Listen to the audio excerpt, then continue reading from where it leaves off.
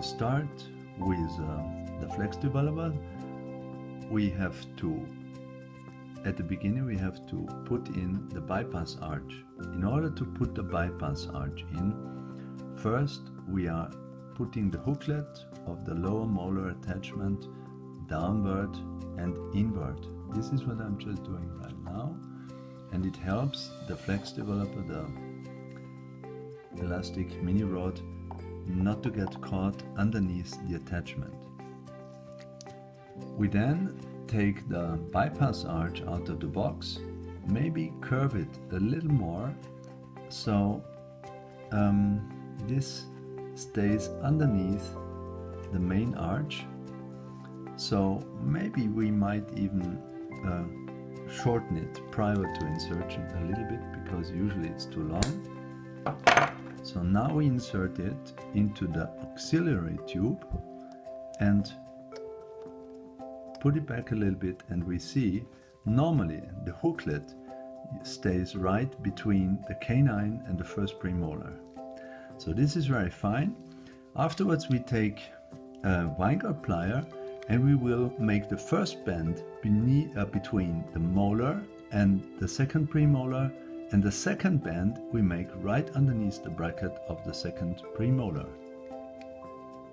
We now make the two Z-shaped bends, the first one down, so we start here with the Adora plier and this bend goes down. Now we turn around the Adora plier and we make the second bend upward underneath the premolar. So this gives it this type of a Z shape, and we now can easily put the hooklet to the main arch. We might feel it necessary to adapt the bypass arch a little bit so this hooklet stays passively right onto on the main arch. So now we use the Weingart plier and we close this little hooklet, which makes the bypass arch still possible to slide forward and backward, but it is in a quite stable position up here. We now take a middle position between the premolar and the canine, maybe a little bit back near the first premolar. We cut the bypass arch behind, and now what's really important is never bend the end of this arch downward, because it might easily be caught by the flex developer. So we bend this end a little bit upward, okay, and this now fixates the bypass arch in the right position. We are now ready with the bypass arch. So in order to continue, we have to bend the main arch, the main upper arch, upwards to make an anchorage, to give the whole upper arch a tight fit, so the molar doesn't move backward by itself, except if you want it to. Then you have something like a headgear effect, but usually you wouldn't want to have the molar move back separately, so you want to move the whole upper arch backward and the whole lower arch a little bit forward in order to correct the class 2 situation. We are now ready to find out the length of the flex developer. So we take this ruler and we have two sides. So one side shows a smiley, we can see it here. So this side is the measuring side. So we put it in the anterior part of the headgear tube, and when the patient has the mouth closed, we read here in this area where the bypass arch crosses the ruler, and we can read the number 22. So this is the length we want to have the flex developer at. We have just been using the ruler with the smiley sign outward for measuring the distance from the headgear tube down to the bypass arch. So now we are turning around the ruler to the opposite side and we see another scale. So now we bring in the flex developer into this tube and we slide it forward until the anterior portion of the posterior attachment module is lining up with the number 22. Sometimes we have a little bit of hard time seeing it, but as we enlarge it, we can find out that we are now at the 22. So this is the part which stands out on the other side, and we now take the flex developer plier, which is a combination plier for punching the modules and for cutting the rod. This is a combination where you can do both. It's opening and closing. So we now insert the we put the ruler in front of the knife, and we simply close the. We now put the anterior hooklet module, we slide it onto the flex developer in front, and we make sure that the line on the two modules line up with each other. This is very important. So this hooklet leans a little bit to the inside, which looks like this when we look from anterior.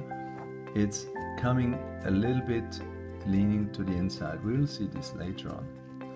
Now again with the same plier, we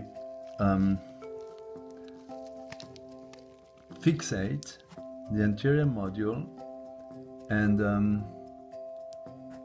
so it's not sliding anymore. This is just slightly deforming a small part on the lateral side, and now it's fixated.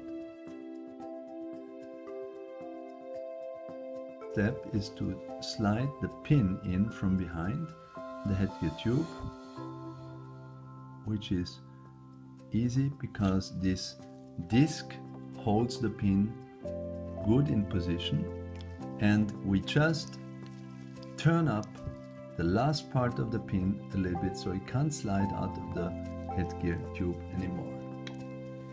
This is a real safety measure, and now we can just go on. We now ask the patient to open the mouth a little bit, because this brings us in a more comfortable position to insert the hooklet onto the bypass arch. So this is done now. We bring the flex developer in the right position, and then we easily can close the hooklet with a wind up plier, so the end of the hooklet hides in a notch that is here on the side of the flex developer. When the patient closes the mouth again, he has a small tension on the flex developer. Now this is already quite okay, and now we can put more force by shortening the pin from behind. This is done with a wind up plier again, by rolling up the pin like the tail of a pig, and this makes it a little bit shorter and automatically forms the flex more in this nice shape. And from this moment on, we have a good force underneath here, but by opening the mouth, the patient immediately can release the tension, and by closing the mouth, it builds up again. With a small elastic, we attach the end of this pin to the molar hooklet. This gives a good position for the pin, and it doesn't jiggle around during being in the mouth. At the end, we take the disc and we tear it off.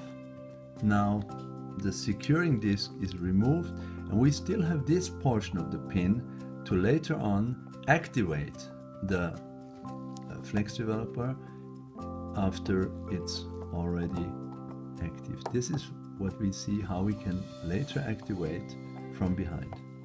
The flex is now ready to use. It's all set in the mouth, everything is smooth, everything is fine, and just opening and closing, opening, closing, builds up the power, and this is 24 hours compliance-free action of mesializing the lower arch and distalizing the upper.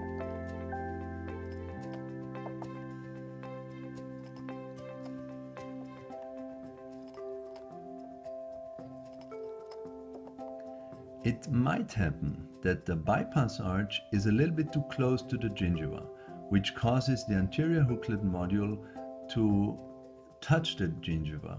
So you're using this torque gauge to insert the bypass arch, and by bending the bypass arch out a little bit, the anterior portion moves out, and these 1 or 2 millimeters are just enough to relieve any problems. We now have 3 ways of activating the flex developer.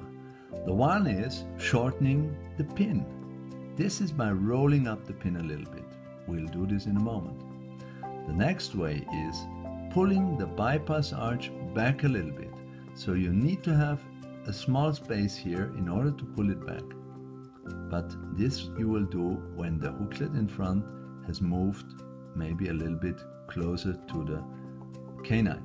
And the third way is to add some resin here in the edge of the bypass arch, which also causes the anterior hooklet module to stay a little bit further back and curves the flex developer more. We now see how we pull the pin forward by rolling it up a little bit and bringing the ball a little bit closer to the back part of the headgear tube. That's happened now. So this is one possibility to do it. The second possibility is pulling back the bypass arch a little bit. You can see this here. We can even make new bends here. And again, don't bend it downward, bend it upward in order to make the anterior hooklet of the bypass move backward.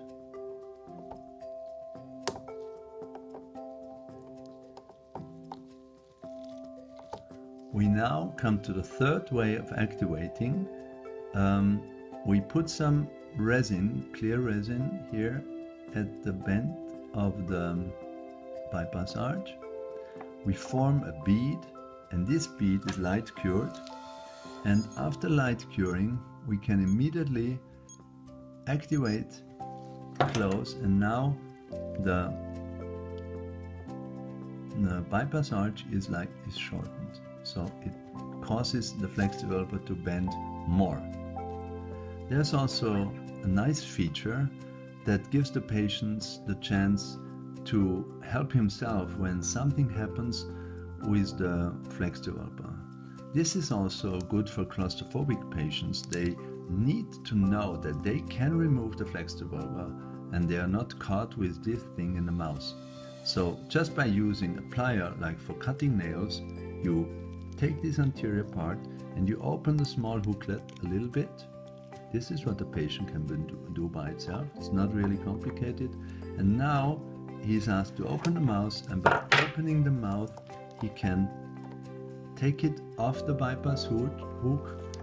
Then he can easily put it onto the upper arch and just leave it in place like this. So this is a secure position. You don't fiddle around in the back. You just put it up here, and then you can open and close without the flex developer, and the patient has an easy time again.